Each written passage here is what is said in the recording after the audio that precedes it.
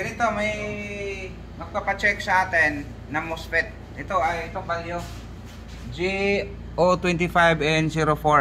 So paano daw i-check?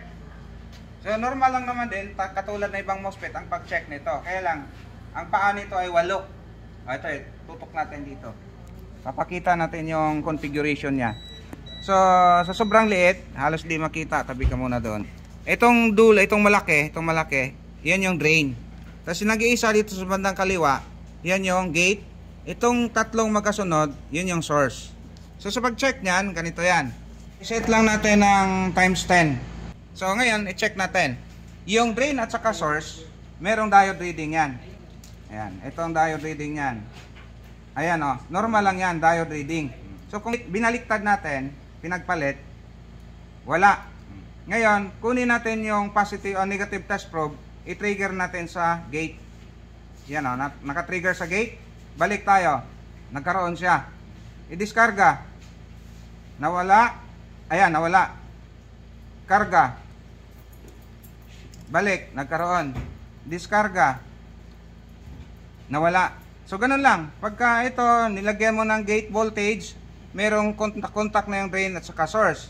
Alisin natin yung contact sa source at saka drain. I-diskarga lang natin to. Ayan, nawala. So, ganun siya. So, pagka shorted na yan, may tama na yan. So, hindi na siya gagana. So, usual na sira nito ay shorted. So, parang katulad lang din ng mga ordinaryong MOSFET.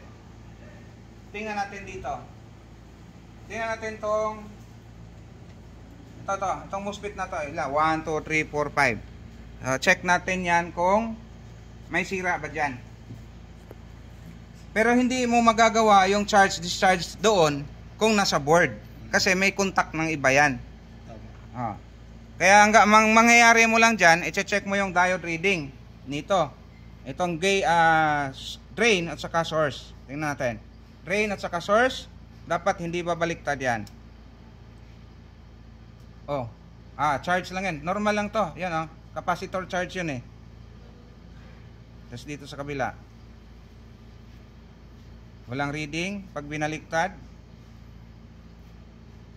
Okay, diode reading. Diode reading, kailangan marunong kang diode. Ito, ayan. Kailangan makita yung tester. Diode reading, tapos baliktarin dapat wala. Ito dapat wala. Baliktarin. Yan, diode reading yan. Itong source, gate, sorry. Gate, walang reading. Baliktarin. Walang reading, normal lang yan dito. Wala, baliktarin. Buhol na. Buhol ng anak ng naman kakaikot eh. Walang pa. Wala, baliktarin. Meron. Okay, normal. Meron. Wala. Wala. Good. Meron. So pagka yung reading mo dyan ay kabilaan na, shorted na yung MOSFET mo. Meron reading, meron wala. Kailangan pag forward, meron. Pag reverse, wala. Goods yan. Goods yan. Hindi mo yung pag-check nito, mache-check mo yung charge-discharge nito kung nasa out of board na.